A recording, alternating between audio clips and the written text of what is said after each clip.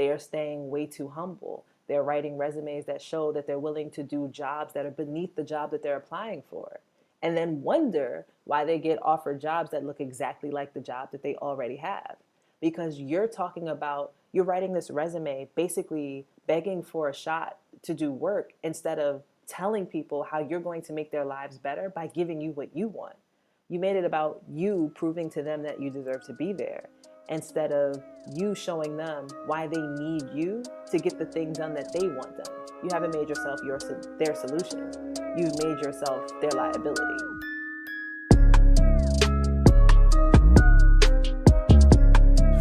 Let's get into the podcast, man. Hello and welcome to the Hustle Over Everything podcast. This is the podcast where we receive stories, tips, and strategies from entrepreneurs who've done it to help you grow your business and take yourself to the next level as a person.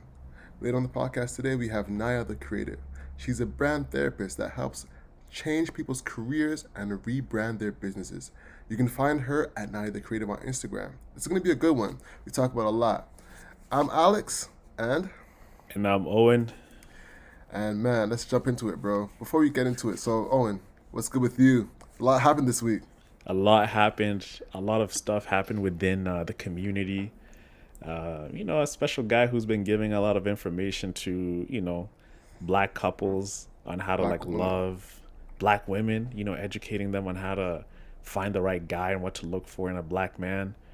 And it turns out the guy is a fraud, right? And we're talking about Derrick Jaxn. If you've never know who Derrick Jaxn is, he's a YouTube personality. He has a large following, gives relationship advice, and he does a lot of reaction videos to things that go on within, maybe it's Kevin Samuels, when he did that, like your average at best video. So this guy's been known for that. And he just came out that 4 days ago with his girl, and he admitted to cheating, infidelity, sleeping with women in his own bed in his house with his, where his wife sleeps as well. And it was more of like a forthcoming video of just like, hey, and he's talking in third person, Derrick Jaxn's done this, he's done that. And you know what's funny, bro? Like I found this video hilarious. I don't know what it was. It's not what he was saying, but just the optics of it. And it was funny, but at the same time kind of felt very sad because I found it funny like how he's like gripping like the girl's hand so hard. Did you see that?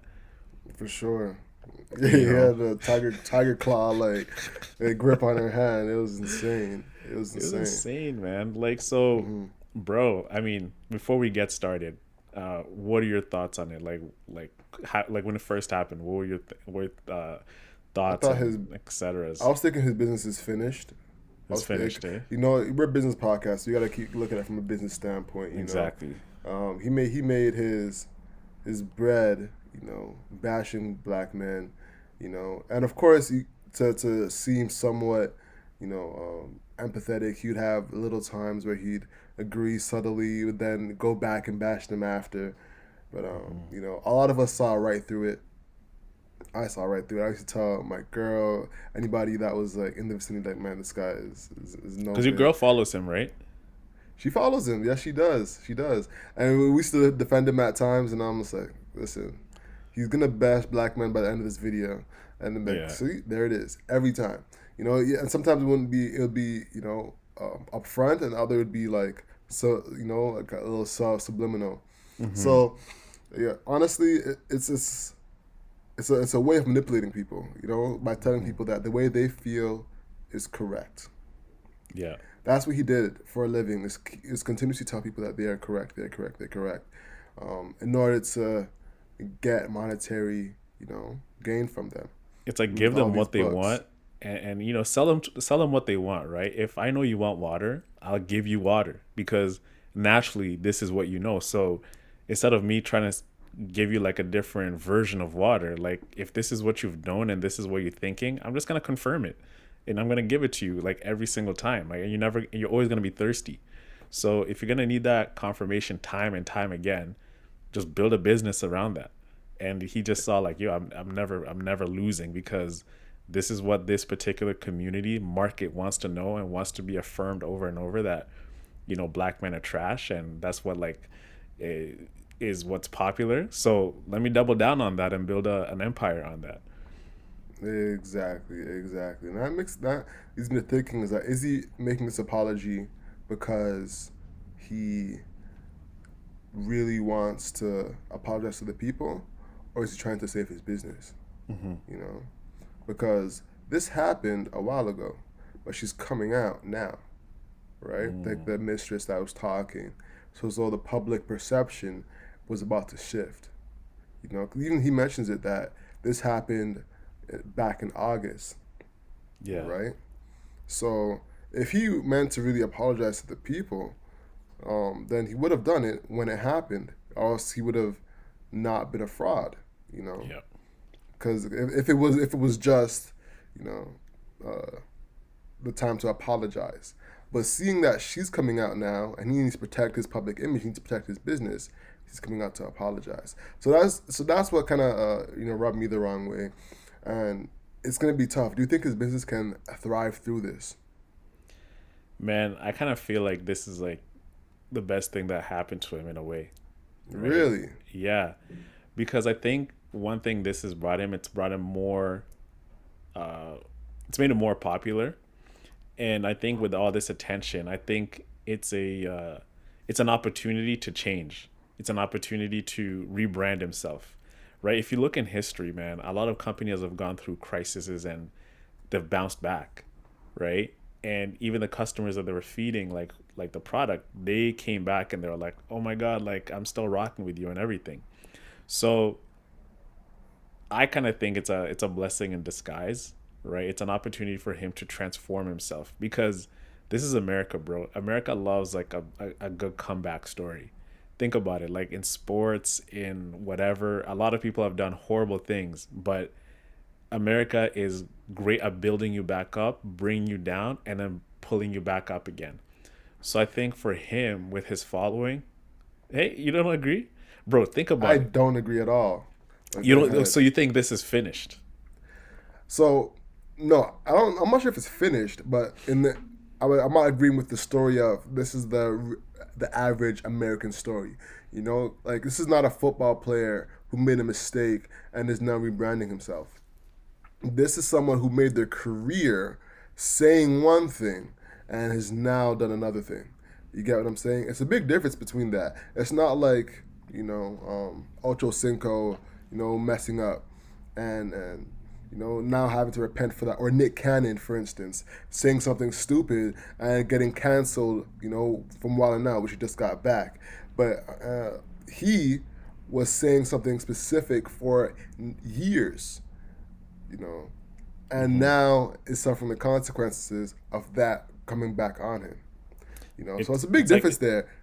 it's like this, bro. Like LeBron, I love LeBron James, right? The guy is the quintessential stand-up guy in sports. Clean, clean record. But LeBron, when the whole thing with the Hong Kong happened with China, he, the Daryl Morey, the GM of like the Rockets at the time, made a tweet that he's like, "I stand with the people of Hong Kong," right? And this messed up like the NBA's money. So when it's messing up NBA's money, China is one of the biggest like consumers of NBA basketball outside of the US. So like they bring in billions of advertising of TV money into the NBA, and this is how guys like LeBron can get max super max money. So LeBron actually came up with a tweet one time saying, injustice anywhere is injustice for all. It was like a quote that says pretty much, if people are facing injustice somewhere, injustice is injustice regardless of whatever race, creed you're from. And LeBron's been like an advocate for, black advancement and everything in life, right? So he was pretty much tweeting it about this, about the black community. So when Daryl Morey said this, he's like at Lakers practice and they're doing a little media scrum, and then they asking him, "What do you think about the Daryl Morey tweet?" And then LeBron goes like, "Oh, I think Daryl Morey wasn't thinking what he was doing, and when he sent that tweet, I think he just he messed up a lot of things for us financially, and then he caught himself, and then he's just like financially, emotionally, spiritually, he just started adding like a bunch of like words in there just to block out the fact that yo, you messed up our bread by tweeting like you stand with Hong Kong and these people facing injustice.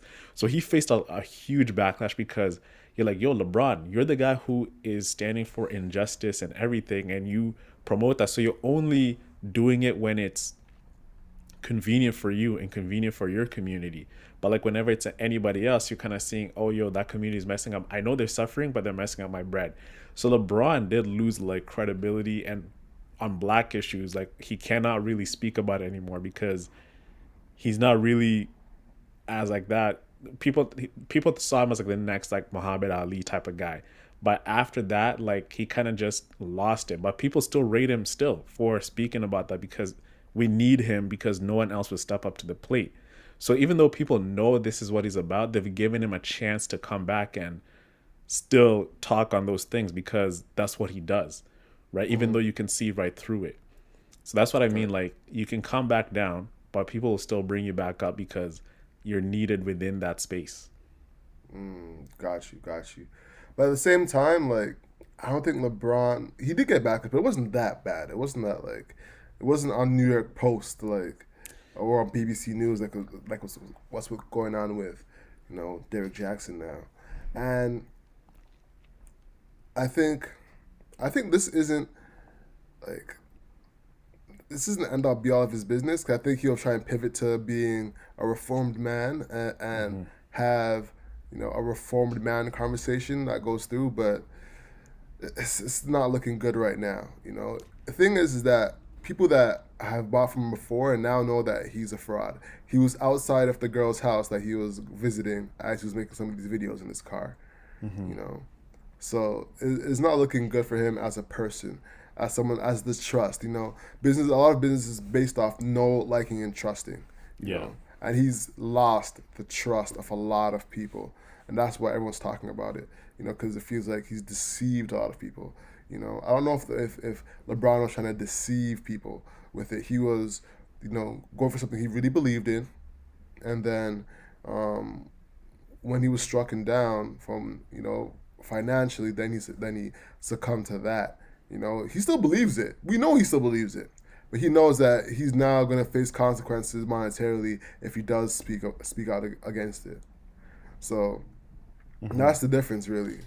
There's a bit of a difference there. It is, man. It's a little bit of a difference because it kind of shows you people like maybe it's just human nature. You can push someone to believe something until it really impacts them on an individual level, right?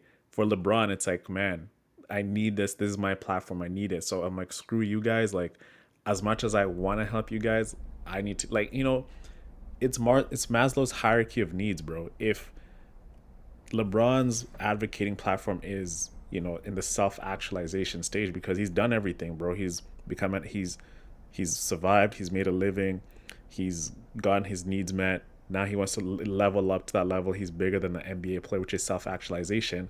Once you see your needs at the very basic level being, chipped away at, it's like you're like, screw this self-actualization thing. I gotta get back and protect my own, right? So it's like human nature in all of us, bro. So even though we know he believes that, it's just the optics of it that's kind of sucks because he's like the only one left standing. If we had like a bunch of other NBA players like taking that stand, we're like, oh yeah, let's sub LeBron out and bring on, Kyrie or whatever, But LeBron is the cash cow, right? He is the guy. So they're not gonna trash LeBron because he is the product. ESPN, LeBron's a topic of conversation anytime because he draws views. He brings the ratings. Like they're not gonna bring like Kyle Lowry to talk about it because he's not, as much as we love Kyle Lowry, he's not LeBron James. So as much as people recognize that, even Skip and whatever, they kind of like hushed it after a bit because they didn't want to just seem like they're biased. They kind of swept it under the rug. They spoke about it, but they didn't drag it on, be like, who needs to be the new face of like black issues or whatever. They're like, no, LeBron did this. Let's keep it moving. He's the guy because we need him as the guy because no one else has the same pull as LeBron. That's a fact, bro. So what other businesses do you think have bounced back from making a promise and going back on that promise? Have bounced back from making a promise and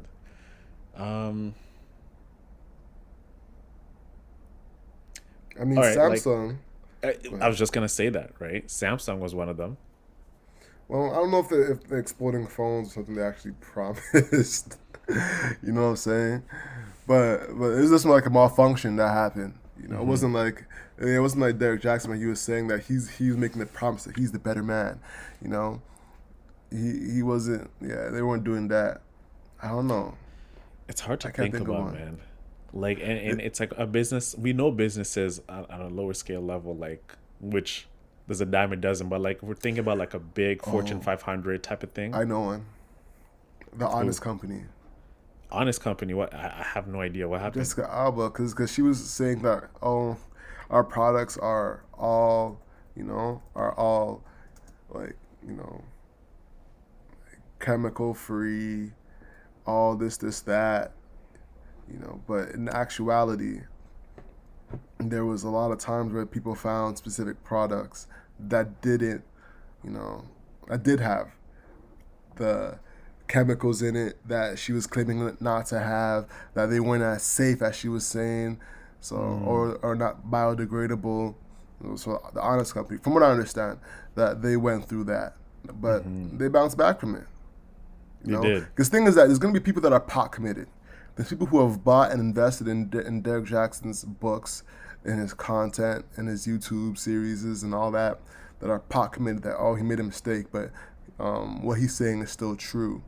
So Hmm. they're still going to be pot committed. And the thing is that, I heard some another podcast, is that, they're not going to want to, realize that they were tricked and they fell for it. You know, Hmm. they don't want to admit that to themselves, so they're still gonna rock with him, so they don't have to face the fact that they Yeah, fell for another person's trap. Because low that's a key, big he's a point. scam artist, low key. You Yeah, know, so yeah, man. I was gonna also say, I know she didn't come back, but we fell for a lot of like people's tricks. Remember like that Holmes chick, the next Steve Jobs, Nicole. nah, who's that? It was like this woman. She made like these like is it Natalie Holmes? But it was like this chick. She was like she was like titled as like the next up and coming Steve Jobs, and she came up with like this product that was gonna like it's like an AI product. It's like whatever. It's gonna solve. Let me like look it up. But Female Steve Jobs. Oh, let's get uh, Jamie to look it up. Yo, Jamie, you mind looking that up for us, please? yeah, yeah. Yo, we need a Jamie, bro. Holmes, Steve This Jobs, Elizabeth Holmes, Elizabeth Holmes, bro. this disgraced Theranos. Theranos. What is you that? know. So What pretty is much that? like she Was came this out. was this the thing that was like gonna like test blood really quickly? Something Yes. like that. Yeah. Ah, And what she that? What got is like that? millions of dollars like with uh Yeah, she got funding. bare investors. Yeah. And then they She realized like kowaled. this kawal them heavy. And then they came back and like, Rah, like you are actually hoodwinking all of us, man.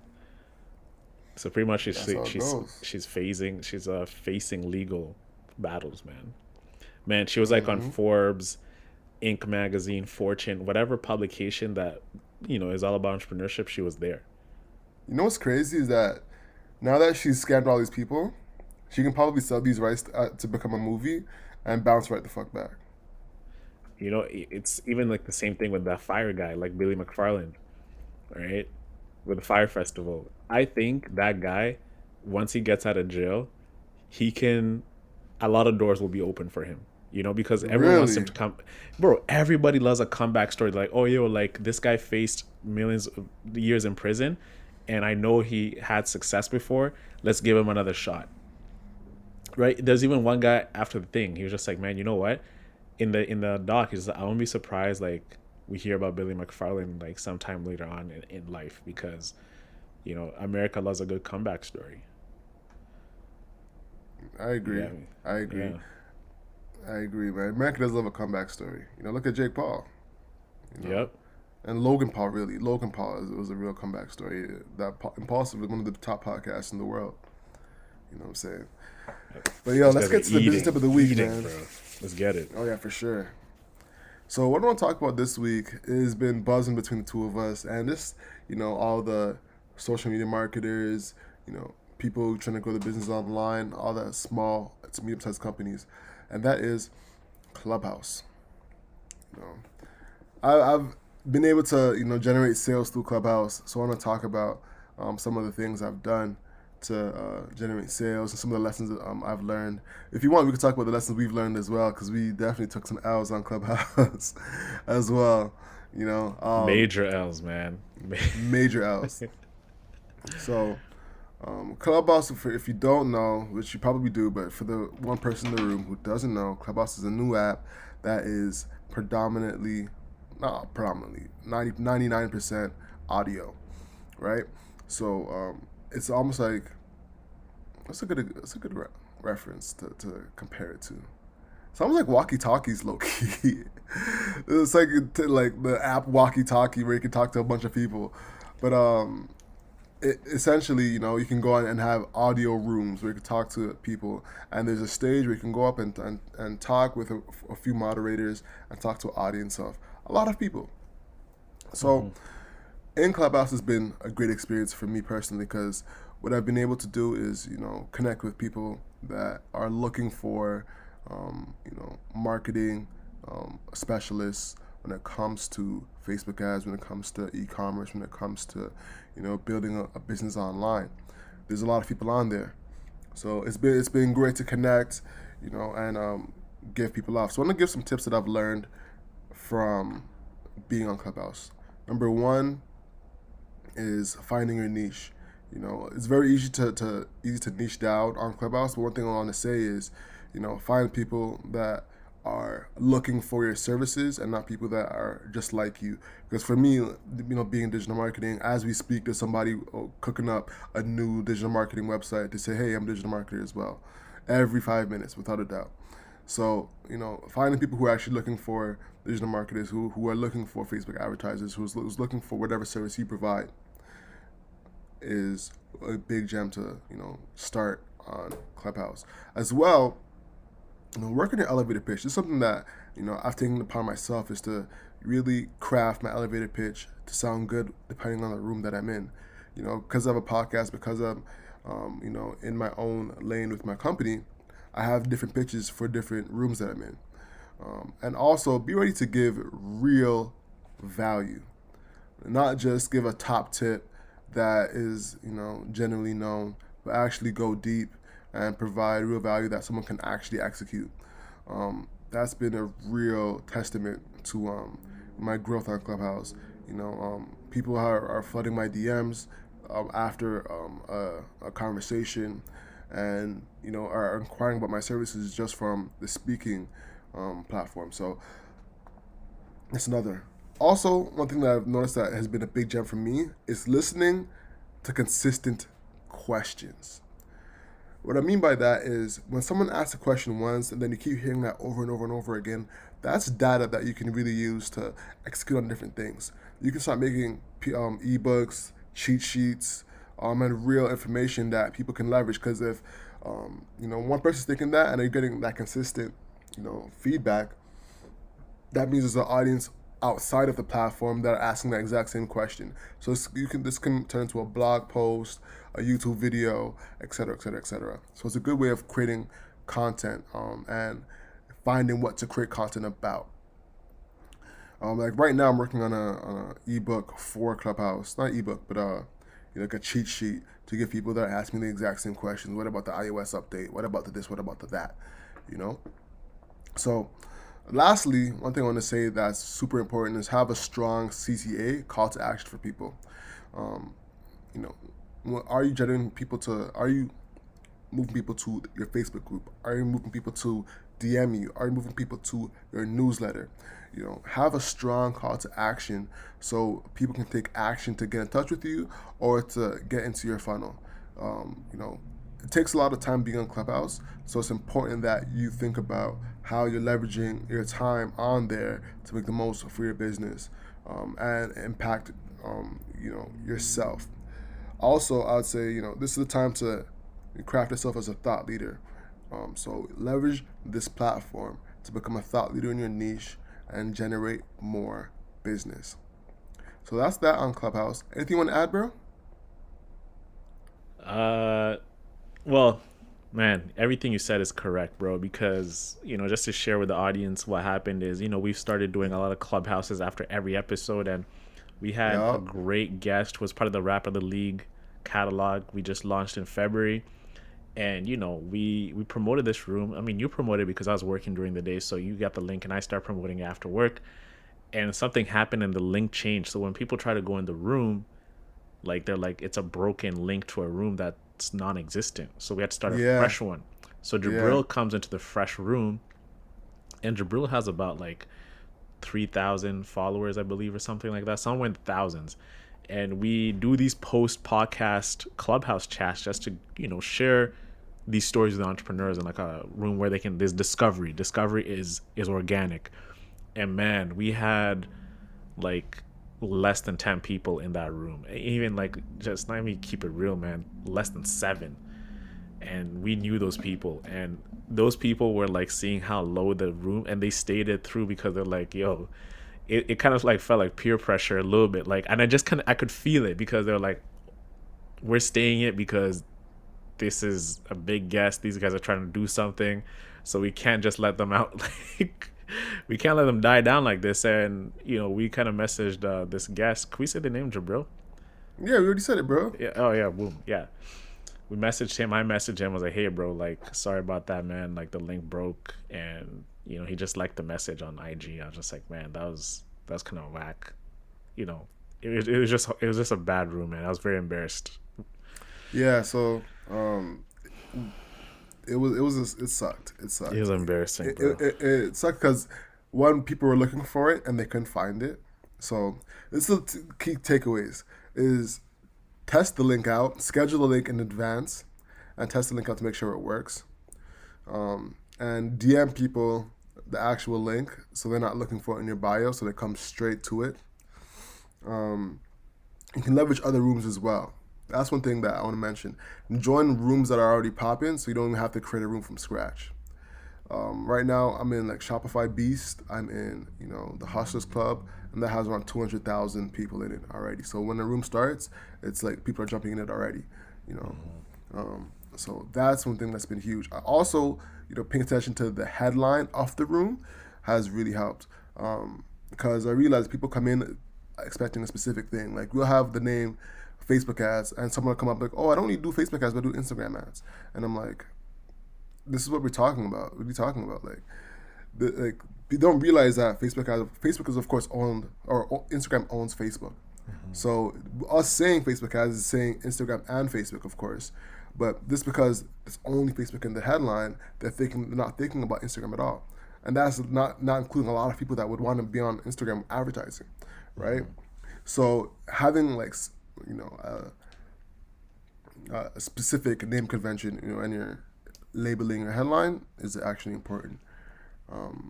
And the way we labeled it wasn't really specific enough either, for people to look at it and come in immediately.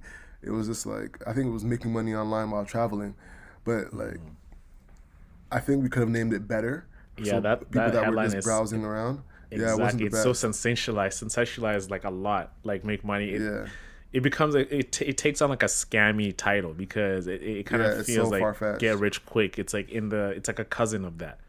Exactly. So, I'm happy that we got that L. We both were on WhatsApp after, like, bro, that was so trash, But it taught us a good lesson on building up from scratch. And what happened as well is that we got bait and switched, because we thought that Clubhouse is normally a packed type of atmosphere because we had Mario Armstrong on the one before. And he brought his audience all the way And to he the brought his audience. Yeah. So we naturally thought that it was just the natural effect of Clubhouse, but no, that was his audience that came in, and he brought a huge audience in. So it was just a lesson learned right there, and I hope someone learns something from that. If one person gets knowledge from everything we're talking about, I appreciate you.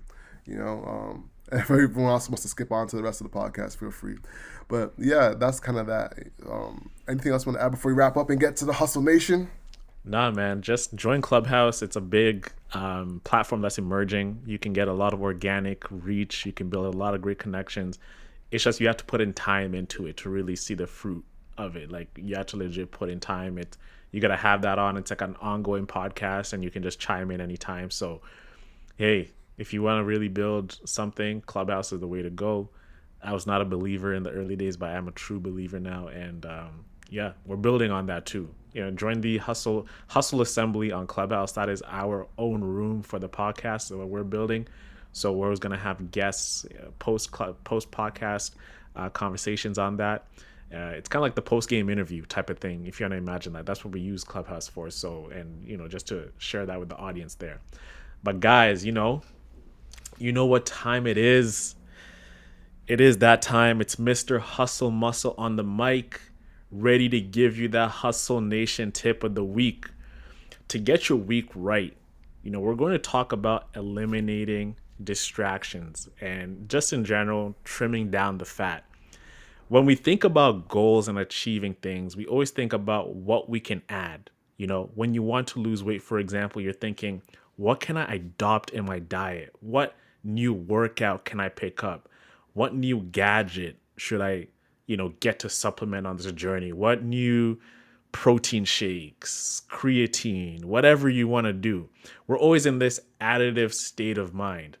And in your business, you're always thinking, what new feature can you add? What new product? What new initiative, campaign? Whatever you want to name it, you always think that adding things over and over is really going to help you get you closer to where you want to be. These are great things to do, but it's time to start reverse engineering and begin to think about what you can subtract. Going back to the personal side of things, if it's losing weight, ask yourself, what in my house do I have right now that I can eliminate that will get me closer to my goal? And when you go through this, you go through your cabinets, you go through your fridge, you go through everything, you start realizing you can eliminate those granola bars, those unhealthy snacks, that excess sugar, treats, chips, sweets, alcohol, right? If you really want to go down that path, like eliminating the wines, that's a lot of sugar in that. Fatty foods, you open your freezer, you take that out, you realize you have all these processed foods that you're eating just because you don't have time to make dinner or lunch. But when you do this, when you eliminate things instead of adding things, you're actually setting up yourself to succeed because you're actually trimming down the fat that you already have already instead of adding onto the things which are part of your already bad habits. Think about what you can eliminate. So going back to the business example now, when you look at your business, you can look at what can we do to really help us towards our goals instead of like adding new things. You can look at unnecessary expenses, pausing certain initiatives, alleviating certain tasks on your schedule and bringing someone in to do it. These could be like, it's extra fat to your schedule. Perhaps someone else can do it, which can allow you to do other things, which we're building towards, like building a team around us, and then going through your product and shaving off the things that don't matter and assessing what the fat is. These steps get you closer to your goal because you're cleaning the house. In the Japanese culture, they call this feng shui, where you're rearranging your furniture to bring in new energy. And in the business, it's the same thing. What feng shui can you do in your business where you can rearrange things, eliminate the things, and you can walk in and it's like a Zen atmosphere. It's things that are functional and they're needed. So this is applicable in your project, whatever it is you're working on. Clean up your product and get to the meat of it and build that up. When you have excess fat in your business, you get slow. You don't move at the pace you should be at to hit your stride. And you're gonna be in a malaise state of affairs. So next time you think about adding to your business or your personal life, whatever it is, don't think about adding things. Think about eliminating things because there's a reason you have that frustration, and it's because there's things that could be eliminated instead of think about what to add. And yeah, guys, that is the Hustle Nation tip of the week. Think about what elimination instead of adding things. And it gets you a step closer to where you want to be by having that state of mind. And that is the Hustle Nation tip of the week. Let's get it this Monday. Brand new week to get it. And, success is upon us, guys. Let's get it. Let's go. Let's hop into the housekeeping items and into the podcast. Boom, Peace. boom.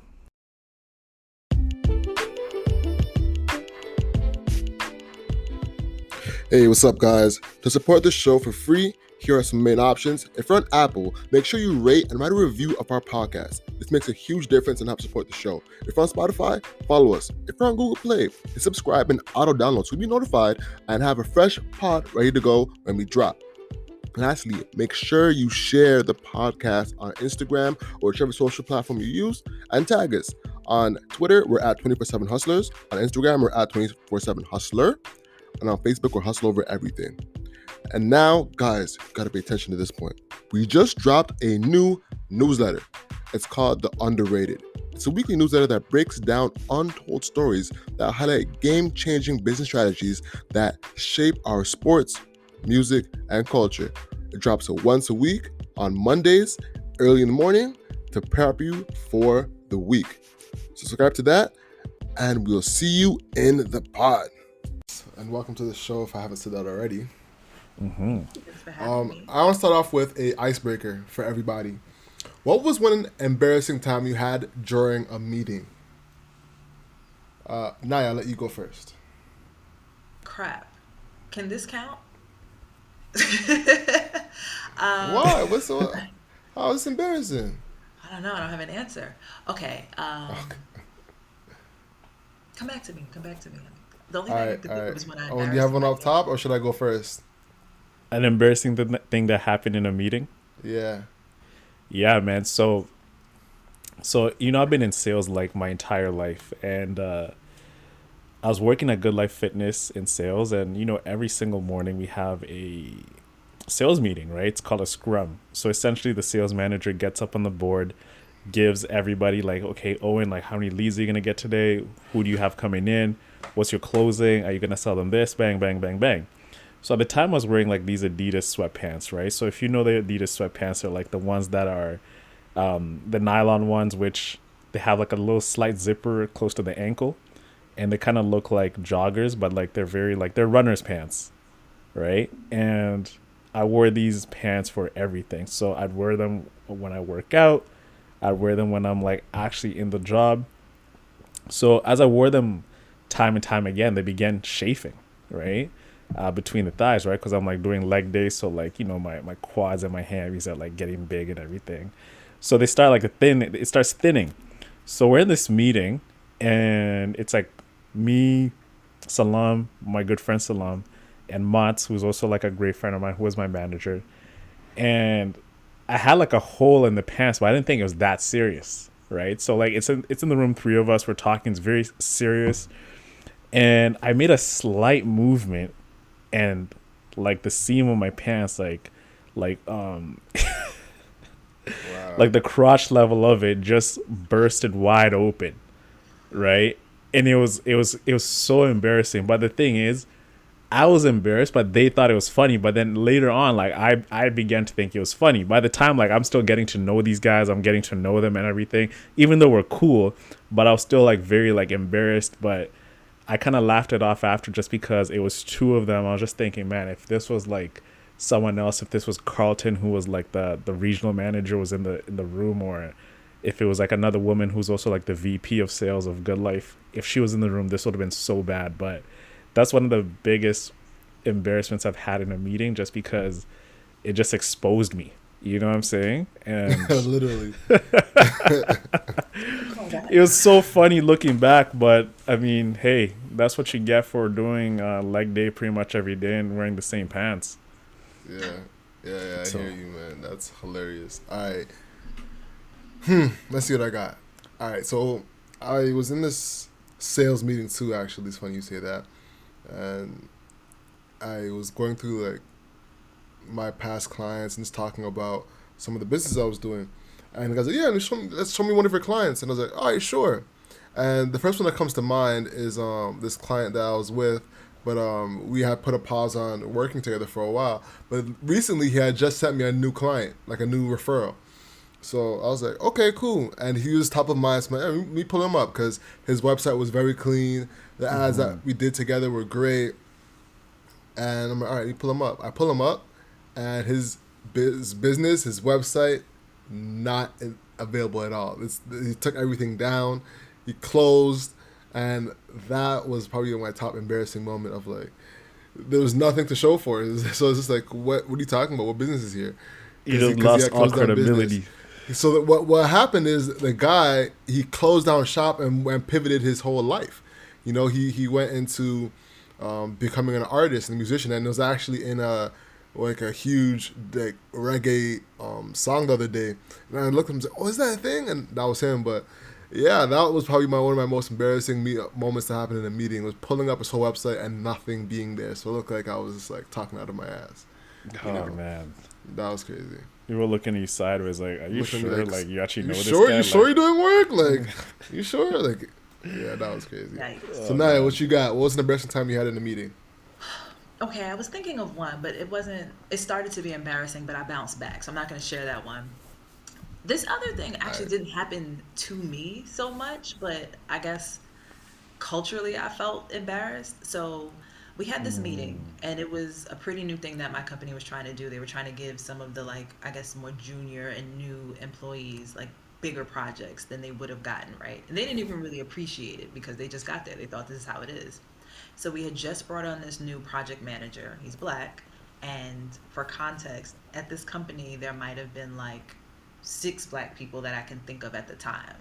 I was the only black American because I was working in London. And this guy didn't show up to the meeting. It was like his second or third day or something crazy like that. So there was another girl that I was with who was white, and when we realized the guy wasn't there and somebody was waiting for him, we looked at each other, and there was this like conversation like, who's gonna go get him? She didn't want to go get him. I didn't want to go get him. But I was like, I can't let him be out here like this by himself, bro. Like, I can't let the other black guy be out here late missing the meeting, but like, I don't want to go get, like, I don't want to be the person that's, why can't you go get him? But she had more to lose in that meeting for leaving to go summon somebody. So I got it. Had to go up and have the conversation with him like at his desk because he just completely lost track of time, and he was chilling at his desk talking to somebody. And I was like, dude, like, we have a whole meeting. You're the project manager and you're not there. And he was like, is that now? So he's new. It's his first week. I don't want him to get played. So we get back down to the meeting. I'm trying to like cover for him. Like, he was just getting through, but I had nothing to say about like what he was doing because he was really kicking it. And like, there was no reason for him to miss this meeting. I felt all kinds of bad. I hated that I had to go get the black guy. I hated that I had to be the black girl going to get the black guy. But I had to do it because, yeah. It's secondhand embarrassment, you know what I mean? But you gotta protect your own, right? You gotta protect your own. Like, you gotta look out for your own people. You do, but we had a very Do you, strange do you relationship feel like that? later on working there. So I kind of sometimes regret going to go save his ass. A little bit. A little bit. Ah, but Alex, you had something to say like about what I said. Do you agree with that? You gotta protect. Is that what you're saying? Do you feel like you have to protect your own in the workplace? Of course, right? For example, me at work where I work at, in the sales team, it's like me and like there's we actually have like a secret Slack group for all the black employees, like Secret called black One Voice, right? meetings. That's Yes. Exactly. amazing. We have our own black meetings. Like I throw in all like the African, so it's like a bunch of Nigerian guys, Guyanese guys, like from the tech team, IT team. They're all in one place. So like I'll be sending them like some jams. They love it, right? I can be myself within that. So in the sales team, like I know it's like my guy Uzo, and I know like he's always looking out for me. I'm looking out for him, but we don't actually say I'm looking out for you. It's just you feel It's like you have unspoken. it's unspoken, right? He's just like, yo, like I noticed you did this in the meeting. I know you did this, bro. Like next time, just try this instead, right? He's like giving me like it might be harsh, it might be truth, it might be too honest, like where I feel like you're attacking me, but I need to hear that, but no one else is gonna give me that. So Yeah. other cultures stick like that, Jewish people stick like that. So I'm like, us black people, we gotta do that too. So Yeah. that's why I think we gotta look out for our own, even if it's embarrassing. At least like you don't want to let your own people down. So let me tell you something. What's It's up? funny we're on this topic. So, at a place I was working, there was 2 teams, and I knew a girl that was in an opposite team, right? And my team had a project that was related with hers, right? Are we getting into corporate drama today? This is different. Corporate And politics, man. Let's corporate get it. politics. And she started messing up to them, and but they didn't know we knew each other. So in the meetings, in our scrums or our daily check-ins, they'd be bashing her, like yo, how did she get a job here? Like completely going in and like she messed up this girl's name. This girl did this wrong. This that. So you know what I did? I recorded it. Jeez, on the low. On the low, recorded it, and I was like, and then it came to me and I was like, yo, listen, you're messing up on this, and that. Like, I don't know how to tell. I didn't know how to exactly say verbatim what they said, but I was like, all right, listen, they're talking to you badly. You need to step it up in these one or two categories. You know what I'm saying? Yeah. Because I agree, you definitely have to have each other's back, especially if you know each other. So, yeah, man. But speaking of corporate, that's a perfect segue. It's a perfect segue into what you do. So for the people who don't know, could you give us a 1 to 2 minute background on what you do, Naya? All right. So, as a brand therapist, I help people make deep connections with their audiences and I help them do it authentically. And I think we hear the word authentically a lot, but we don't always know what that means. We think about bringing our whole selves to work. We think about being, your true self, being your best self. But when it comes to branding and authenticity, it's really about being something, like building a brand that you can actually follow up on, right? So when you show up and you make promises to your audience, because really when you're building a brand, that's what you're doing. You're promising them a certain level of expertise. You're promising them a certain kind of experience. When you're making those promises, you need to be able to naturally back those up and not just make claims or give people this presentation that matches an idea you can't meet, right? So sometimes we do that. In fact, very often we do that professionally in our 9 to 5 careers. We make these boilerplate resumes and we try to fill in these blanks and be something that we think we're supposed to be because somebody at some point told us it looked like that. But when we show up to the interview, we're nothing like that. Right? You see those memes where it's like, here's the picture of me, what I look like on LinkedIn, but here's the picture of me like 2 weeks after I get the job, right? Yeah. Sometimes you can make those two things a little closer together, right? So, we do this in business. When we think about building brands for business, I think we've, as a society and as, entrepreneurs, kind of got a better handle on what it means to be yourself and kind of bring yourself into your brand to an extent. But I think a lot of people still struggle with that in the 9 to 5 space. But they forget you're just dealing with people. You're trying to get hired by somebody you're going to work with, right? These are human beings making human decisions, right? There's no difference between making those connections than there are, making those connections when you have a business and you're trying to sell something to somebody. So as a brand therapist, my goal is always to help people be more of themselves so that they can make really deep connections with those audiences, really get them to understand who they are and show that audience, whether it's a potential employer or a potential client, how you are the only person who can serve them the way that they need to be served. Not the best, but the only. And what was that first insight that you got that led you down this path?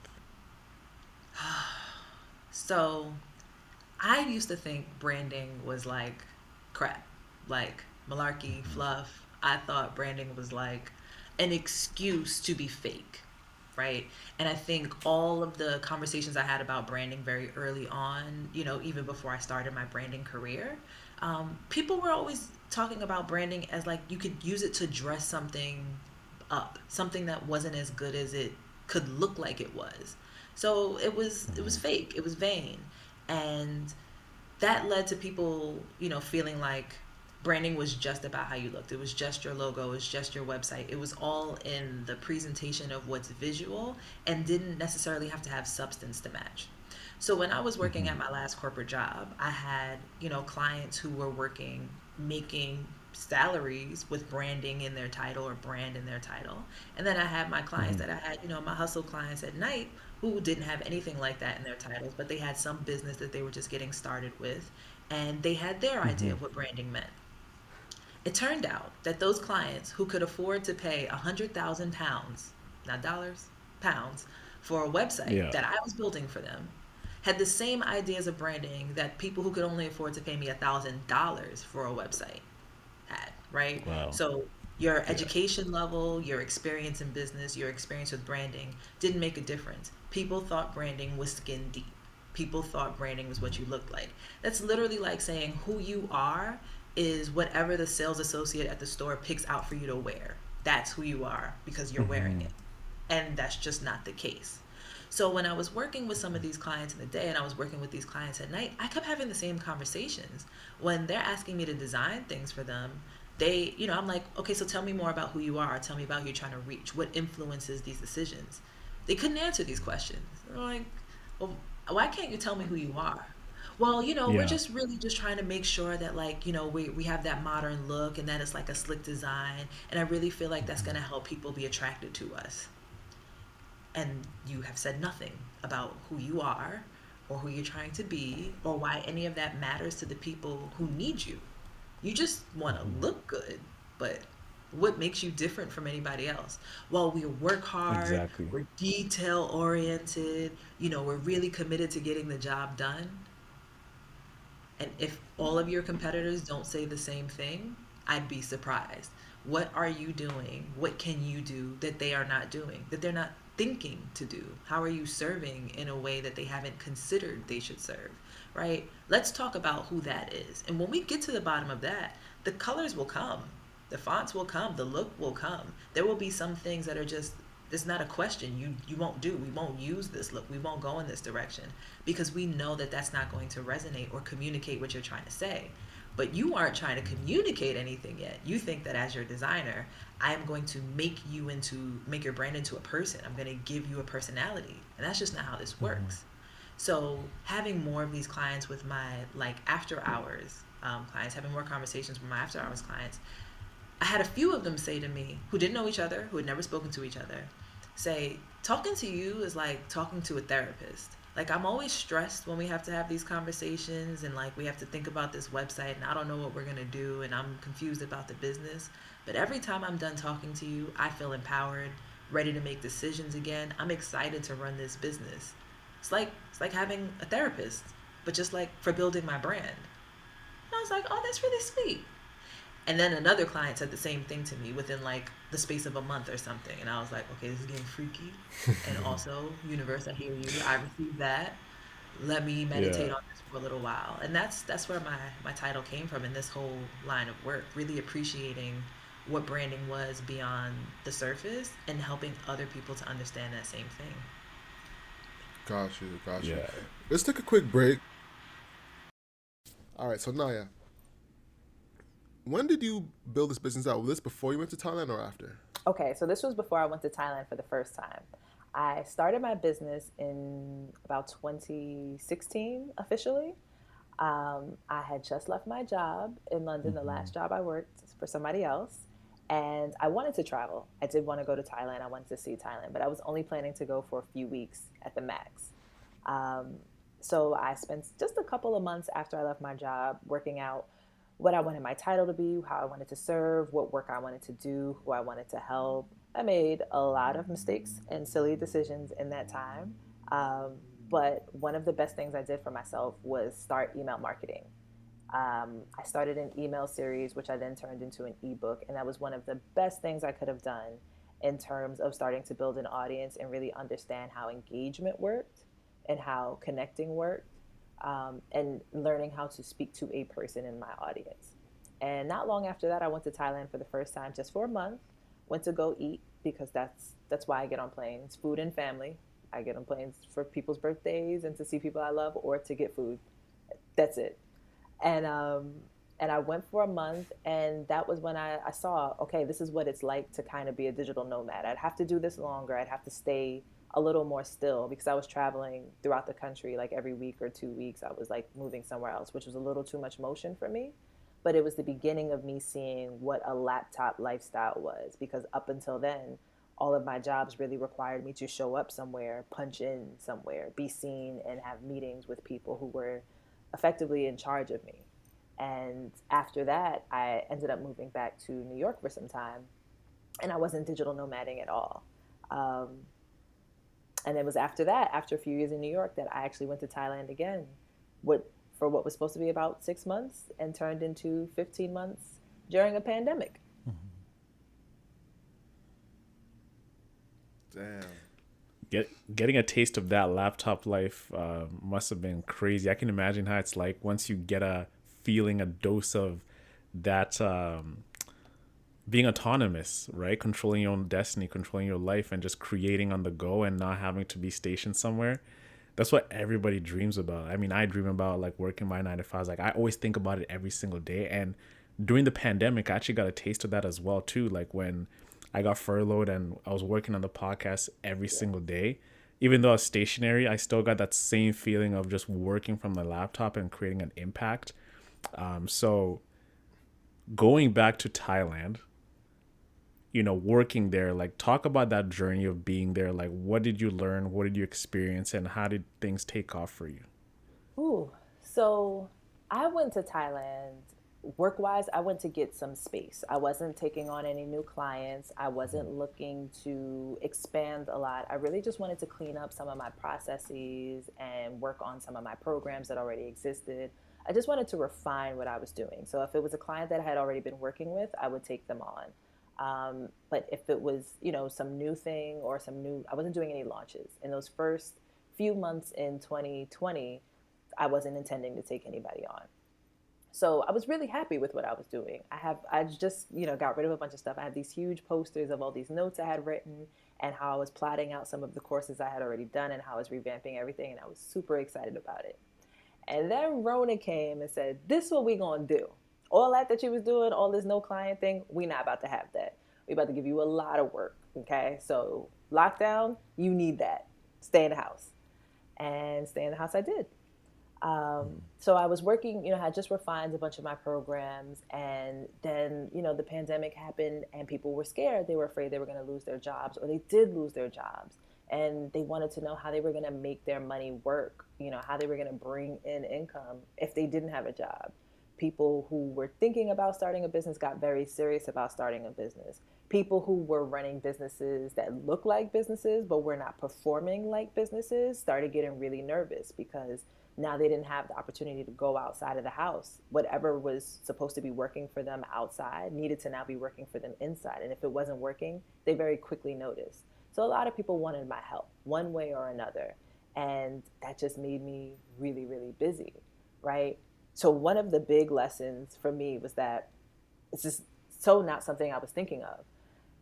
My work time zone continues to be New York time. Even though I was in Thailand at that moment during the lockdown, I was 11 hours ahead of New York time, which meant that if I was doing a live stream for my New York audience, that was me being up at 10 p.m. getting started with the live stream. And I did a lot of those live streams, right? So for me, I needed a centralized location because while you may want to get up and travel and go be where you want to be, that's great for you. But the people you're serving are not running around the world with you. So what time they need you to operate and how you need to function, you still need to be able to show up. So while I have a lot of people who like, I just want to do what you're doing and like, I should go out there and see you, cool, and it's great. But are you a night owl? Because if you're not, this might don't work. You might need to figure that out or figure out how you're going to make the time that you need to be up work for you. If you're going to start doing work in their evenings, which are my mornings, cool. You need to build that into the expectations. So they're not expecting to see you at 8 a.m. when you're not going to be there or vice versa, right? So that was one of my lessons, like really making sure that I knew what my business central location was and figuring out how to operate in that.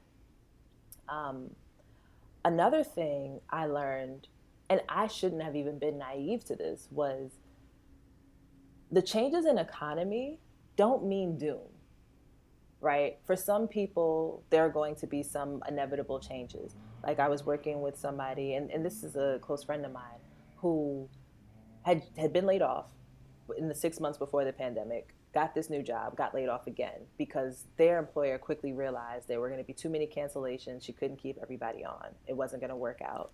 And they were able to apply for unemployment before there was like pandemic unemployment. But after a few weeks of them, figuring it out, deciding what they wanted to do, they got back in their business game and they had, a hustle that they had been working on and they had been sustaining themselves time and, on and off with their own business. But what they were able to do during the pandemic was bigger than anything that they had been doing before. They were bringing in more money than ever before. Now, why is that, right? How do you get laid off and then make more money? Well, you pivot. And it's not just some small pivot where you're like, I kind of do this one thing and I'm going to do this now. You figure out who needs to be served. Now, everybody's at home. Not everybody's losing their job. So companies now have to figure out how to do their same work with all of their employees at home, which means companies that have like sales departments, right? You would know about this, still have to work on how to keep their clients. If you had a budget for entertaining your clients, if you had ways that you needed to keep your clients warm and connected, you still have to figure out how to do that while your clients are at home. Your clients are home with their kids. You can only connect with them on Zoom. There's no dinners, there's no breakfast, there's no happy hours. You still got to figure out how to do that. That means there's a whole industry available, right? Now you have to figure out how to do these connecting type events for clients, for people from home. Now, as a company with the sales department, you might not be prepared to do that. But there are vendors who actually can turn their services into virtual services. And that's one of the things that he did. He was able to take his services, which, he's a chef. So he does, he cooks, he makes these great meals, he does these cooking classes, and he was able to pivot that and turn that into something he did virtually for these corporate clients that he wasn't working with before. It was a huge shift in how he was able to operate his business, the way that he was able to work, the hours he was able to work, and the kinds of prices he was able to charge. Because one thing that I find people do way too much, and I find that a lot of us, minorities do this, maybe more so than other people, we try to start these businesses that are really more like nonprofits, right? We want to start these businesses to help people who don't have budgets to pay what you need to be paid. Right? So you might start your food side hustle and you're only selling to people who are your friends or people who have budgets like your friends. Okay, that's cool for a little while, but that means you do a Yeah. lot of work to only make a little bit of money.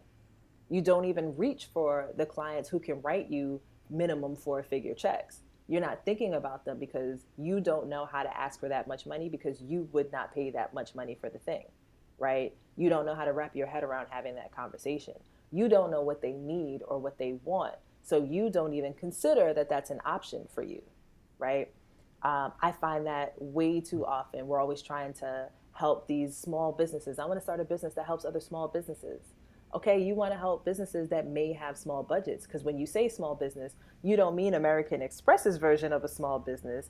You mean the mom and pop, the one homie, the solopreneur who doesn't want to spend any money. You're thinking about those folks. How are you going to squeeze this money out of them for your nice to have service, right? So if you're really focused on who can afford to pay you what you actually need to be paid, if you can be honest about that, right? And how your services match their needs, you can start selling to people who are way beyond the budgets that even you would spend. And the pandemic opened up opportunities for people to do that. If they were nimble, if they moved quickly, then they could scoop up some much bigger paying clients than they had ever had before if they could quickly assess how they could be of service to those clients. Yeah, right. I wanted to ask you, from your personal opinion, why do you think that happens within our community that we're not striving for those big conglomerates and we succumb to just going after the mom and pop shops? That's who we know and that's who we relate to as people, right?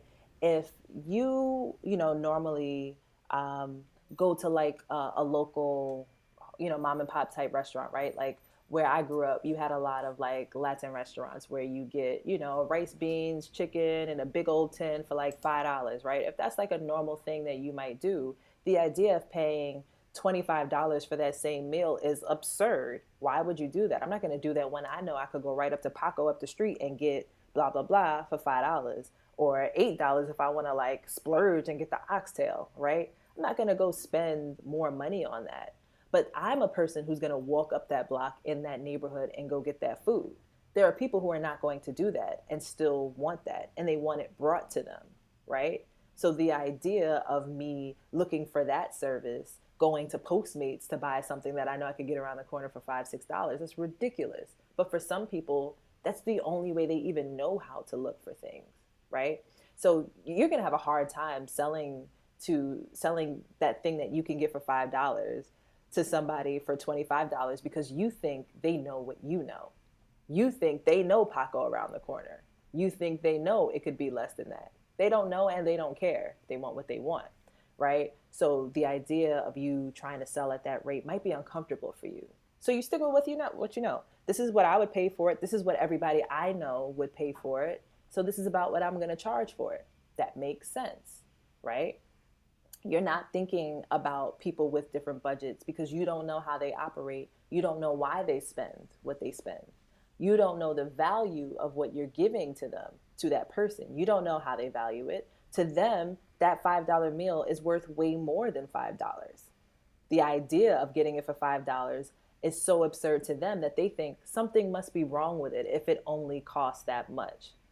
Whereas in your mind, they must be trying to rip me off if they think they're going to charge me 5 times as much. That disconnect keeps you from being able to actually reach those people and sell to them because it doesn't make sense to you, right? So we have that. And then we have this, some of us have this mentality of like, we may not deserve to be doing so much better off than some of these businesses run by people who look like us. So we have to lower our services to give them what they may not actually want to pay for, right? You want to work with this small business who really could use some marketing services, but they're not going to pay you $3,000 for your marketing services. So you're like, I can do it for 500. It's still in their minds and nice to have. That $500 is still $500 they weren't trying to spend. So you're trying to bring your prices down and convince somebody that they need to buy something that they don't want to buy. Where there's somebody else out there who would look at your $3,000 price point and be like, that's it? That doesn't seem right, right? I know somebody who pitched a client and they sent the proposal in and they were like, proposal looks great, but I had to raise the numbers up because it was too low and I'm not going to get that across at that number. I'm not going to be able to sell your project to my higher ups because your price is too low for them to take seriously. This is a real story, right? And this person wasn't charging, it was still, I think, a 5-figure deal that they were doing. And their contact was like, yeah, no, it won't work. I had to raise it. We're not always comfortable selling beyond our own pockets. You know, that's That's a big interesting. gem. Yeah, that's interesting you say that because even I'm thinking about it, and for example, like if you go to your own community and you still want to, because we're trying to uplift each other. We're trying to help that business because we see the potential that they have within their marketing. We know we have that expertise, but we know what we're worth. So them declining not to take on the higher price and you succumbing to the lower price, it just becomes like this vicious cycle over and over and over and over, and it just spans on to like, hey, I know my buddy James charges $500 for people in our community, then he's going to go tell his buddy. So you can never really break the mold, and it's so hard to find that one person who's going to accept your high ticket price because they're scarce, right? So you're stuck in the same thing unless you go to other communities that they're okay taking that. If this is your price, I'm gonna pay that price. I just don't know why it is for us. We always are trying to, nah, I can't do that. You gotta lower your prices. Who do you think you are charging that much for our services? So it's just like, what is the way out? That's what I'm thinking about. I know there's no definitive answer, but just speaking out loud about it, I just can't really see a way out to really shift that mindset where if Alex comes to me for Facebook marketing, a project, and he charges me $5,000, I'm not gonna quarrel with him and try and negotiate with him. I'm like, okay, that's your price. Boom, I'm gonna pay you, right? It's so hard for our community to get over that negotiation phase with people who look like us because we believe like we're in the struggle. You gotta give me a discount. You gotta give me a deal. Yeah, that was just like a little thought that I just had right now. There's no really definitive way out. It's just like we're kind of stuck in the mud with it, and it just takes one person keeping their foot down on the ground saying, no, this is it. And eventually over years, it's going to become like a cultural norm not to like negotiate with our own. If this is their price, they're going to pay that. They may negotiate, But I think we need to understand what people Yeah, but value. you know what I You know mean, what I though. mean? So if Yeah, I'm going to a local business yeah, and they're like, oh, who do you think you are charging that? Okay, let's take a pause there for a moment, right? What do you value? Obviously, you don't value my service in and of itself enough to pay what I'm asking you to pay. So that's going to be a challenge. that's But true. maybe you value the successes that you think I should have had for that price point. And you're assuming that other brands or people of other colors or backgrounds may have had that success. Now, if you saw me turn everybody else's business in the neighborhood into something that's making way more money and you're struggling, and I come to you and I say, hey, I can do this thing for you, you're more likely to work with me. Even if you want to hesitate or negotiate, you can see what I've done. So, what you value is visible results. And without that success, you may not think, for whatever your own biases are, you may not think I can bring you that level of success. You may trust that somebody who is an outsider to this space, who doesn't have to live here, who doesn't have to be in this struggle, can get you out of the struggle. How am I supposed to get you out of the struggle if I'm still in this struggle with you, one way or another? If I'm not out here selling to these other folks and I got to sell to you, I must not be doing so great. And that has to do with what you think of yourself and the position you're in and the business that you're in and the space you're in. If you don't believe that you already are some sort of success story, then me messing around with you means I must not be doing that. She must not be doing that well either. So she can't help me, right? If they've watched me be successful or if they value, me saying, I worked with this person, I worked with this celebrity that you see this campaign, I'm the one who did that. That might be what they value. It might not be the service. It might be the results I'm bringing to the table. It might be the name dropping that I can do. And sometimes I think we don't always see to the point that to the extent that people want discounts from us, I don't know that we always are aware of the things that people need to hear from us. We want them to not ask for discounts, but they also want us to show more than just I can do this, but like what have I done? And how am I going to do it for you? And how well do I understand you? And what kind of timeline can I give you? What kind of assurances can I give you? How can I prove I'm not trying to rip you off? That's huge. That's huge. So let's talk about like some steps that people can take to get that first big corporate client. What have you seen work in your experience? Coming out of the gate like you've been doing this for at least as long as you've been doing this. All right. Corporate clients, small clients, individual people, nobody wants to feel like they're taking a risk on you unless they got some sort of hero complex. Nobody wants to feel like you're a guinea pig, right? So if you come out the gate like, I'm just getting started, I'm new, I really just want to test this out, you're not giving them reasons to trust you. And what happens is you're not giving them the opportunity to feel like they made a good purchase. And that's what people want. They want to walk away from buying something feeling like I did a smart thing. I bought the right thing. I spent my money well. If you don't give people the chance to feel that way, they're not going to want to spend their money with you. They don't want to be sitting there with doubt in the back of their head, always questioning it, always mentally holding on to the receipt so they can try to get their money back one day, right? They don't want that.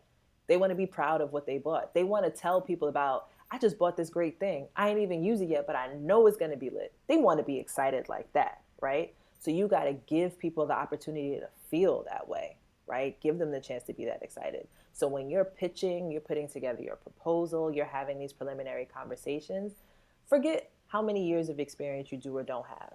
Focus everything on what they want, not necessarily just what the client needs, because people don't buy what they need, they buy what they want, right? You might need to go to the gym, but you just want to be 10 pounds lighter. So if I could buy a pill and make me 10 pounds lighter, I ain't gonna go to the gym, right? So people buy what they want. And when you understand what they want, especially if you understand why they want it and how their lives or their work life or whatever is impacted because they don't have it, you're able to have better conversations that eliminate the need for you to really talk about years of experience or who you've worked with or what you've done. You can actually start connecting with them and show that you truly understand their problem and that their problem is your problem. You're going to solve the problem for them because it bothers you just as much, if not more, than it bothers them. Is all that making sense? Yeah, most definitely. Without a doubt. Without a doubt. I guess is that your framework of establishing like a concrete brand? That's a part of it. That's definitely a part of it. I think there are two ways to go about building a brand, and I think of them as like these bridge methods, right? You can build a brand starting from who you are and try to reach who they are, whoever your audience is. Or you can start by standing where they are and trying to lead that back to who you are. I think those are the two key ways to go about building your brand. So if you have a very clear idea of who you want to help, who you want to serve, and why, you might want to start from them and then try to peel your way back to how am I that solution? Versus if there's something you want to bring to the world, then you might want to start with, okay, this is who I am and this is what I do. How can I lead that to a solution for somebody? Who are the people who can benefit from that, right? I want to be a motivational speaker. Now, who do I want to motivate? Right? How do I want to go about motivating them? Do I want to do speeches in front of a podium? Do I want to do talks on a podcast? Do I want to do Instagram lives? Like, how do I want to go about reaching people? Okay, I want to do Instagram lives. Who's on Instagram? Who's going to listen there? How is that going to lead to something? Do I have other goals? Do I want to do a book tour after this? Do I want to have my own like speaking special on Netflix or something? Like, where am I trying to go? And from there you can go about getting to who that audience member is going to be, who that person is who's going to want what you're doing the way that you're doing it. So you've got two ways to go about building this brand. I think that figuring out who you want to help is usually easier and smarter, but some people aren't quite sure yet and they just know they want to get themselves out there, and doing the bridge from where they are can be a really good start to just having something under your belt. As you're talking, I started thinking about, you've heard of Simon Sinek? Yes. Start with Yes, yeah. why. Remember that golden start with Mm-hmm. why, right? Like that's what came to my mind is like when you begin your brand and you compare it like with the Apple brand, like all great brands begin with a why, right? So Apple's like, why are we doing this? What is that we believe that we can champion behind that's gonna get other people who believe in our cause, and that actually becomes your brand. Because when you start with a why, it's like we believe in innovation. We believe in creating products that make you feel good and like they create a very zen atmosphere when you use it. Like when you talk about these feelings and belief and you put that on products, it actually creates the product itself. And then he compared it with Dell computers, right? They began with the what instead of a why. Like, what is Dell? We make hardware computers for businesses and we're going to keep it standard. This is a machine you're going to use for your business or a personal computer, and that's it. It's going to get your job done. Totally different, separate ways of looking at it. And you can look at, even though Dell is a strong brand, Apple's brand, you don't see people lining up outside of a Dell store to pick up a laptop, right? You don't see them lining up to pick up any new PC monitor they just dropped. But you see that for Apple. You see that for their iPhones, their Apple Watches, iPads, like everything you can think about. Apple fanboys and girls are going to line up at the store, wait up all night just to pick up that latest gadget. And that is because of a strong brand. Yeah. And a clear, really clear That's a mission. fact. The belief in innovation, Mm-hmm. without a doubt. So now let's talk about your business. Like, how were you able to build your business up? What's the revenue model? Let's get into the details. Okay. So I'll start with talking about House of Brand Therapy because I think that's a really interesting case study even for me to look at. House of Brand Therapy has been around for a couple of years, like existing as a brand that I can point people to. But it was not, it was pretty dormant for a while, right? I was focusing, more on my personal brand. I was focusing on my other business, Side Hustle Business School, which is all about teaching people how to take their, side hustle and turn that into something that actually can be a business. So making their first dollars as a creative, whether they want to be a content creator or product seller or freelancer, it's more of an online school for that. So I had my other focuses. But then what happened was, like I said, during the pandemic, Rona told me, sit down, you're going to have some work to do. House of Brand Therapy kind of came back up, right? And that was its full, like, first full foray into being a steady income maker, right? There were things I could do through that brand, but this was where, like, money was starting to come in on a regular basis. So with House of Brand Therapy, our primary services are information products. So we have an accelerator, we had some boot camps, we have one-on-one services. So we've got the kind of subscription model option that we toyed around with, and we did away with that pretty early. Right now, we focus on doing courses, primarily our accelerator, which we're running right now with a scholarship that I'll get into later. And then from there, you can work with us one-on-one, primarily with me if you're doing some sort of career branding, or if you're growing your brand from like a freelance brand to a full-blown business owner where you hire other people kind of brand. But anybody who's going to do that one-on-one stuff or do any kind of agency services with us, those people would have had to go through our programs first, because there's just a lot of things that we set foundations for it. You need to know the lingo. You need to understand how we're thinking about business models before we're going to help you one-on-one, because we're not going to get with you one-on-one to do stuff that you could have learned in the course, right? So all of the people who would be doing that one-on-one stuff have to go through any of our materials that are related to the thing they want to do a one-on-one with us. You work predominantly only with Black women for House of Brand Therapy. Talk more about that. How did you zone in on this particular group of people to work with? Okay, so my work as a brand therapist is insanely personal, right? I'm going to ask you questions about who you are, why you're here, why you're doing this, why you're not doing something else. And I'm going to want to know about your history. I'm going to want to know about things that you did before, you started this business, or you decided you wanted to change fields, or whatever it is you're doing. I want to know about the things you did that you didn't get paid to do. I want to know about the kind of person you are. I want to know about your personality and how that plays into how you make money, and how that plays into how you approach any part of your vocation, right? So you may have always been a very organized person. Cool, let's talk about that. And let's see if we can find links to how that has played into your work, or how that saved you. Or maybe we find that every job you've had, you've always participated in one of the employee resource groups in a very high level, right? And you consistently play the same role, but you don't take yourself seriously as a leader, even though you consistently lead at your job, at every job that you've had. You're afraid to put yourself forward for a management position, even though you've been managing and taking care of things, but you weren't paid to do that, right? So I have to do a lot of work that helps to defeat imposter syndrome.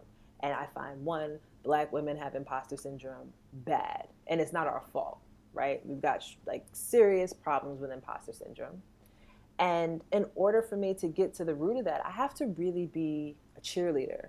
I really have to care about what you're doing. I really have to know that you are going to do the work, and you are not just looking for an easy way out, or looking for somebody to cheer you on when you haven't put in the work.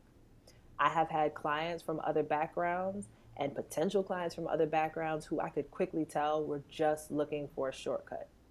I cannot pour myself into you if you are not about to do the work. I am not going to waste myself on you, right? When I find that I'm working with Black women who come to me, more often than not, I can't even think of an instance where this hasn't been the case.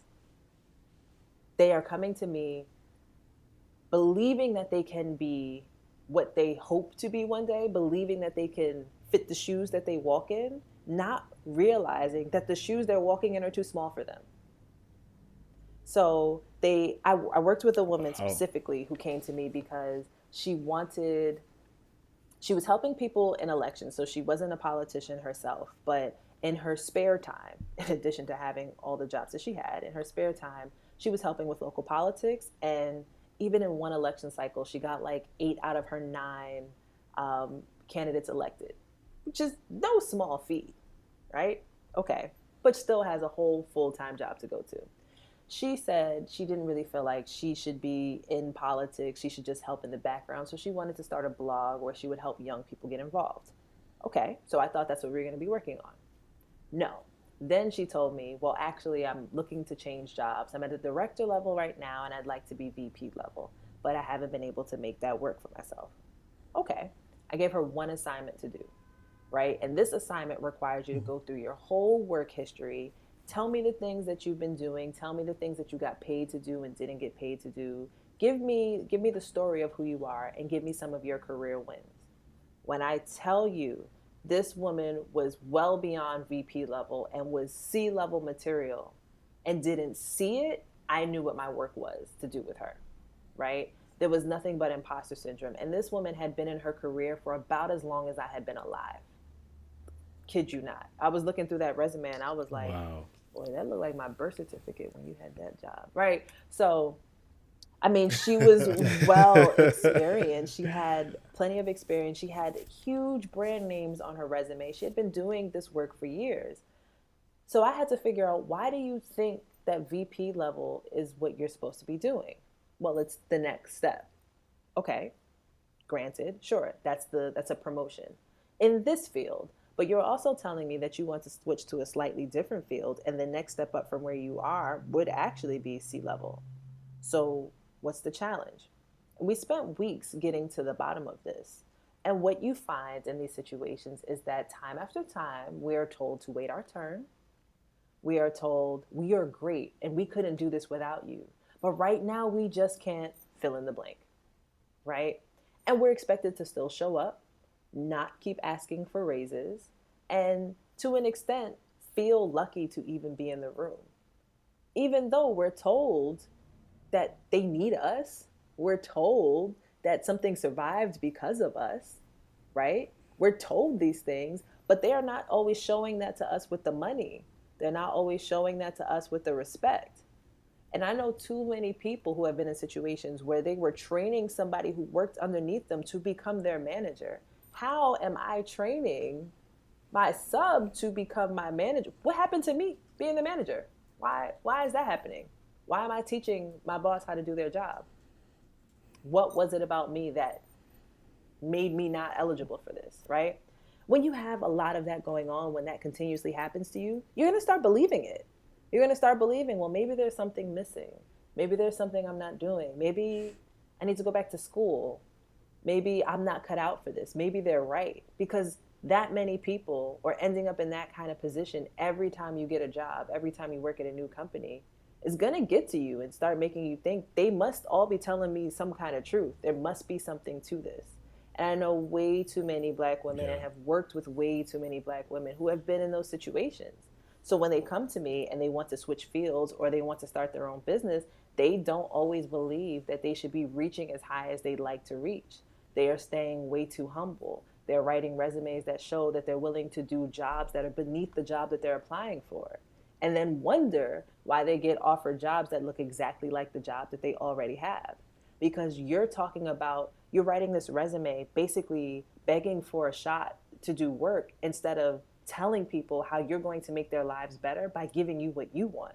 You made it about you proving to them that you deserve to be there instead of you showing them why they need you to get the thing done that they want done. You haven't made yourself their solution. You've made yourself their liability. Damn, That's a that's a bar. fact. It's a That's a bar. bar. I was on mute, but I was gonna say, like, they make you feel as if it's like a privilege to be working there, as just working there as it is. Like, we don't care how smart you are. You being in the room is a blessing for you. So like, just sit there and just do you.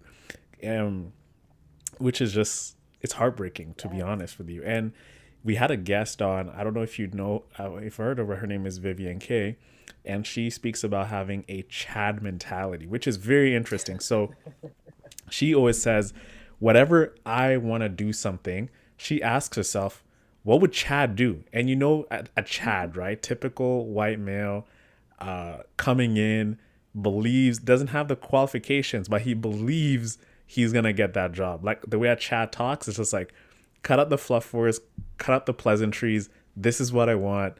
Either put up or shut up, right? And that's what she's trying to advocate for more black women to do. Have a Chad mentality. When you see that job posting, apply to it. Don't believe like you don't qualify for it. Why did you get your master's? Why did you get your MBA? And you're gonna cut yourself short. So she's built an amazing brand out of like, what would Chad do? And it's hilarious. Check it out. Check out her page. She speaks about it like a lot, but that's what it is. It's like having that audacity to believe that you can do it and go and claim it and go and take it and ask for it, and don't sell yourself short. I think we do that way too much. I think it's literally that. It's the selling, right? We're selling ourselves, and we are selling ourselves way too short.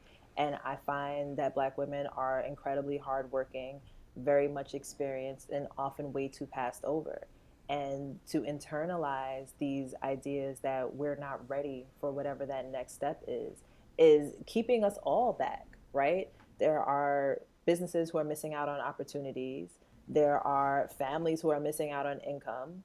And if there's something we can do, if we can kill imposter syndrome, if we can get that out of the way so that we are moving forward and applying for more opportunities and putting ourselves forward, then I think we all win if that happens, right? So imposter syndrome is my personal nemesis, not just for me, but in other people. Like I'm trying to ruin imposter syndrome's life in other people, right? Yeah.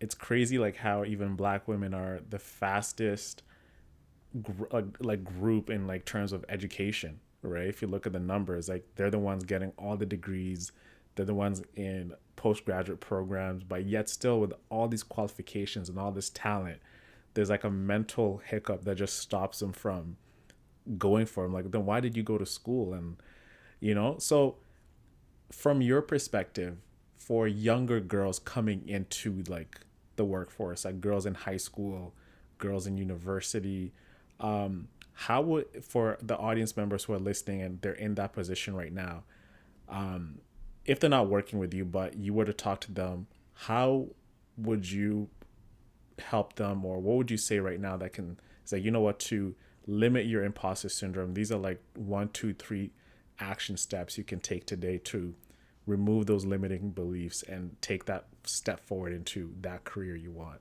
Okay. One piece of advice I got was, I don't even think she was trying to give me advice, but it's nobody knows everything in a vacuum, right? Nobody knows all of the answers to all of the things. They may be more expert than you or more experienced than you, but they don't know every and all things, right? So when you're feeling like you have to know everything, or you being hard on yourself for saying, well, I don't know enough, think about what you do know and think back to a time when you didn't know that and how far you got not knowing what you know now, right? Remember that, because there is somebody who cannot do what you can do and does not know what you know. So start with that little bit of confidence in that you came a long way. You learned something, you know how to do something, you have a skill, you have abilities, and you know enough to learn the parts you don't know, right? Like I have a background as a web developer, and there is a whole bunch of stuff that I don't know. And there are a lot of things I do know, but I forget. But I know enough to know how to Google to get the answer. I don't know why my page is broke, but I can Google and figure it out because I know just enough to navigate learning more, right? So that's super important. Next, know what you want and don't be afraid to tell people what you want. Because if you don't tell people, you won't get it. Closed mouths do not get fed. So when you show up, be confident about whether or not you think you're going to get it. That's the next level of confidence. Be confident that you know what you want. Be confident in that, so that when you enter into a conversation where somebody asks you what you want or has the opportunity to give you what you want, you're not confused, you're not flustered, you're not hesitating. You already know what you want. So when it's presented to you, you can take it, right? If you're not sure, if you think, well, I'll see how it goes and whatever opportunities come my way, I'll just take them, or if something sounds good, that's how you end up being led down paths that other people are in control over, right? That's how you end up in jobs where there's no room for advancement, because you took something that sounded good that wasn't necessarily what you wanted, but you thought you had to take whatever came your way because somebody gave you some limiting beliefs that made you think, it might not work for you, so just take something. So dead that. And remember that any room that you're in is lucky to have you. No matter what anybody says to you, no matter how anybody attempts to make you feel, you have a place in every room, at every table that you want to be at. You may need to evaluate whether you actually want to be at the tables you're trying to sit at, but you have a place at them if you want them. And there will be people who try to push you out the table, kick you out the room, make you feel uncomfortable for being there, make you leave instead of trying to force you to leave, right? Make it so uncomfortable that you don't want to be there. Remember that they are lucky to have you, and it is on your terms whether you stay or go and what you do while you're in that room, right? I'll tell you a story. This was actually going to be part of my embarrassing story from earlier. I was in a meeting with my team. There you go, a real one. A real one. You've gotten comfortable now. Time to let it out. Unleash Well, it. see, this story could have gotten embarrassing for me, right? I was in this Yeah. meeting with my team, and I was, working as a front end developer. My team was mainly guys. There was one other woman who worked on my team, and she was on maternity leave for a long portion of while I was there. So for a good portion of my time, I was the only woman on my team, and obviously also only Black women on my team, and the only American on my team. So all of that. And we were having this meeting about this project that this we were squandering. I mean, we were spending way too much of the budget. We were not about to profit on this thing. It was a mess. And it was a mess because they didn't listen to me in the beginning, because part of my job was to do UX. So I was planning for them. I gave them a plan. They didn't want to do it. Okay. We gave it to a department who burned the budget. And one of the people from the department who was really burning the budget was a part of this meeting. So he's not on my team. He's part of this meeting. Now, this is your average, I won't say entitled, I don't know him that well, but your average successful white male. My team was not always thrilled by his presence, right?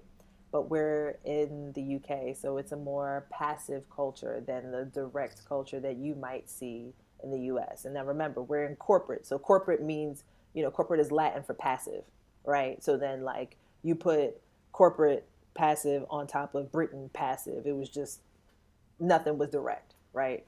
And I don't work that way. So I was very much a fish out of water, and I didn't care that I was slapping around. So we're in this meeting, and one thing that this guy used to do all the time was talk in your space. You're having a conversation with him, we were sitting next to each other, and he started to lean into my personal space to talk to me about something. And in reaction, I just moved out of the way, and I froze. Like the whole scene just froze to me for a moment. I was like, yo, I really just let him talk me out my box. I'm still sitting in the chair. I haven't moved the seat. I've moved my whole body out of my chair to get away from this dude who's saying nothing. It was of no importance, but is trying to intimidate me. Why? This isn't his room. This isn't his meeting. This isn't even his team. Nobody is coming to my defense to end any of this like aggression that's coming my way. I clearly have to be the person who's going to like stand up for myself. I have no idea what we were talking about. I don't remember what it was. But as I sat there and leaned back and I let him finish, I was just like, you gonna get out of my personal space now so we could finish this conversation, or do you still want to sit here? Because I could hear you from where you were. There was no reason for you to enter my box like this. You want to sit back? And just waited. Middle of the meeting in the conference room, bunch of other guys sat there and they were like, nice, nice. No, why is it nice? Like, why does it have to be that way? Right? Whatever it was that he was saying, he was trying to get his way. And it wasn't going to work because I was very happy to stand my ground, right? As a UXer, my job was to advocate for the end user. So I don't care what creative designs you wanted to do. I don't care what kind of Easter eggs and fun stuff you want to hide in the website. If this is going to interfere with the experience, then it has to go. I don't care. My boss can veto me. I don't care. But it's going on record that Naya said, no, we're not about to do that.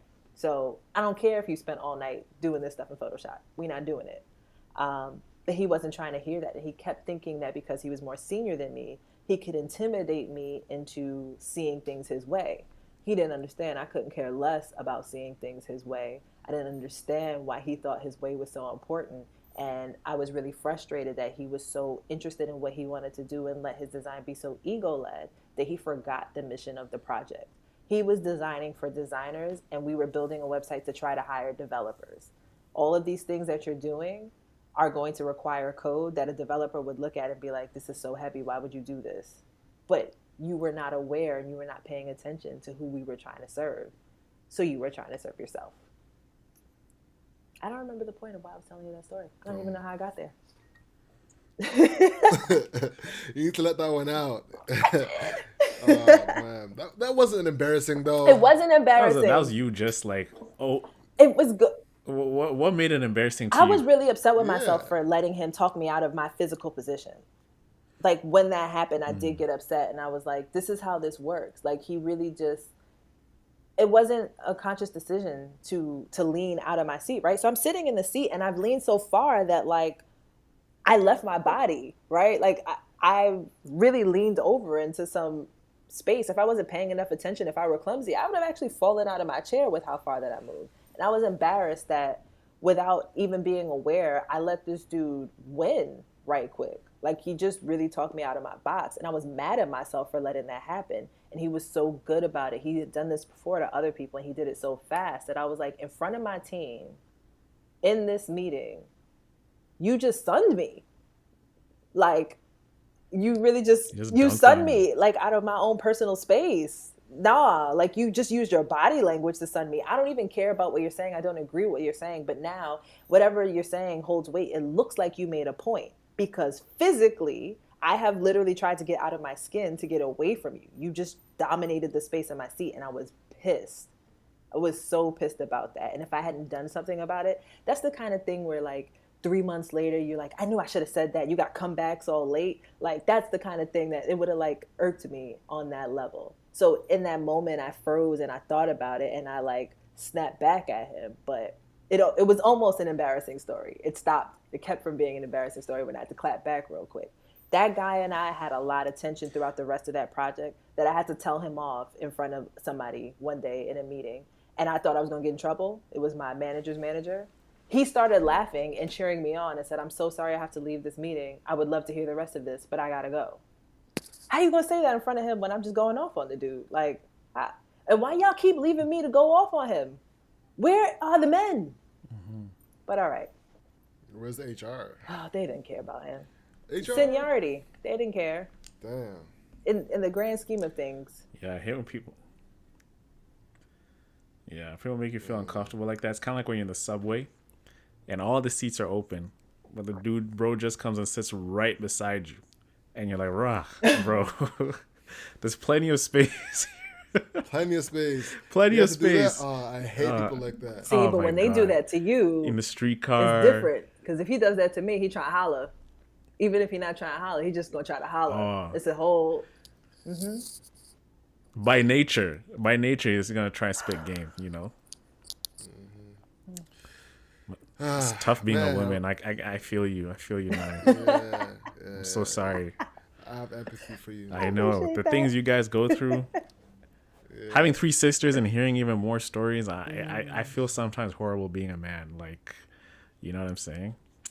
But yeah. Anyways, though, all right. So let's pivot the conversation. As we get on the topic of Black women, let's talk about this scholarship. Yes. Okay. Where should we start? Talk to us, Naya. Let's go. Okay, so with Women's History Month, and whenever we're talking about, like, women's rights, women's anything as a general, ball of confusion or liberation, we're often talking about the white woman's experience, right? When we talk about, like, the pay gap, people don't quote the pay gap for every group of women. They quote white women's pay gap between a white woman and a white man. A Black woman doesn't make as much as a white woman, right? Just on average, that's not the case. So when people are saying, we got to fight for these rights, what is it, 77 cents? We have to fight to get that way. If we get our other, 30 cents, that's not going to get us to the dollar that the white guy is making. That's not going to get us all the way there, because for Black women, that's not the same. So I wanted to make sure that at least this year for Women's History Month, that I was doing something for Black women to remind us that, yes, we are a part of Women's History Month. This is not everything that you're going to hear applies to us, but this applies to you, right? I feel like too often we get our history whitewashed, right? When we talk about when women were allowed to vote, that wasn't all women. We weren't all allowed to vote, right? So these landmarks, these historical moments don't all apply to us. So this year for Women's History Month, this scholarship that I'm offering is for our accelerator, which is called From 9 to 5 to Consultant. It's for Black women who want to move from something that they've been doing in their 9 to 5 and start a consulting business. So if you've been at your job, like, I could do this by myself. Like, I know this and I'm tired of these people and I could make more money if I weren't working for them. If you've been thinking that, if you got the skills, then this accelerator is probably for you. For Women's History Month, we're giving away up to 100 scholarships into this accelerator, which normally runs about $2,000. Okay, you'll get full access to the accelerator. You'll get access to the group calls. You'll have a little community. And this program runs from about 6 to 8 weeks. So by the time you hit that 8 weeks, you should have picked up your first client already. And the whole point of the program is to teach you how to create a consulting business that matches your personality, that matches the way that you work, and get you a minimum of $2,000 a month per client. Okay. So we aim to get you to about 4 clients that we find that to be a pretty comfortable level for you. Especially if you are considering leaving your job, you can get to that 4 client mark and still keep your job because we teach you how to bring people on. So you don't have to do all of the work by yourself. You shouldn't be doing all of the work by yourself. You should be hiring within your first 6 months, right? So we're doing up to 100 scholarships for this accelerator. The applications are open now and they close on March 31st. So if you're looking for that, you can check out houseofbrandtherapy.com and just hit the link to scholarships. Awesome. You'll link to that below in the podcast details. Yes. So y'all make sure you check that out. Awesome, man. So is there anything we didn't cover that you'd like to cover before we get out of here? I mean, I think we talked about a lot. Y'all had me spilling the tea and running my mouth, a little excessively. We were pretty chatty today. I found it hilarious that you were drinking tea right after you spilled the tea. Yeah. You know what I'm saying? She was like, go for the cup. You got to have a little evening tea, I love that. It's England. I feel you. I feel you. All right, well, ladies and gentlemen, with that being said, that concludes the podcast. Make sure you check us out on Instagram at 247hustler. And make sure you check out the scholarship link below. And we'll be on Clubhouse as well, so make sure you tap in with us. And you know how I end the podcast. The grind is what you can't control. So control your grind and control your life. I'm Alex. I'm Owen. I'm Naya. And that's Hustle Over Everything. Peace, y'all. Peace out, guys.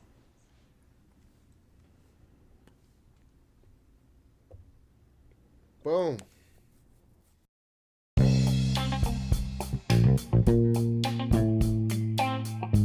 Thank you so much for listening. The conversation continues on our Instagram at 247hustler. We post very frequently.